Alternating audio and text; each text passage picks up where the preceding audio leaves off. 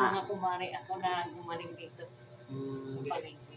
Ito yung dati nagpahilot na hindi maiangat yung kamay. Ngayon, tsaka hindi makatulog.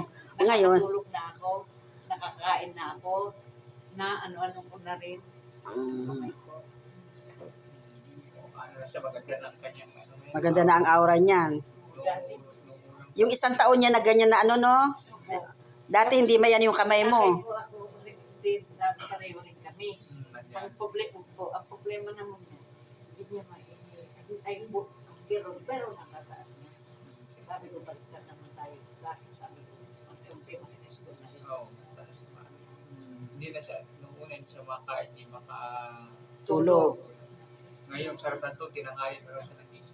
Tangali nga ako. Sabi ko, okay na, kahit na. Yun na. Tapos, yung kanyang kamay, unti-unti na bumabalik na. Nagagalaw na niya ng Tsaka malayo na yung malayo na yun. Malayo na bubuka.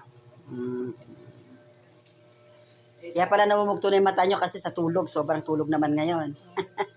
Dati hindi makatulog. 1 taon niyang dinala. Ang sakit na iyan. Kinakay ko na rin yung kanyang kasama. Sabi ko, doon ka na rin pa.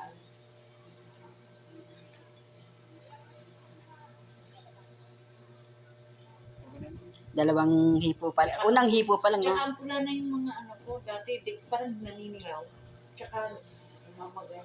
Kasi nga hindi makasirculate ng ayos yung Kasi na-frozen nga yung mo.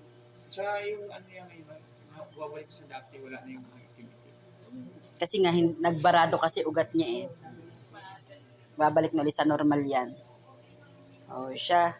Pangalawang hipo niya. Sa una pa lang ang laki na ng ipinagbago no. Okay na.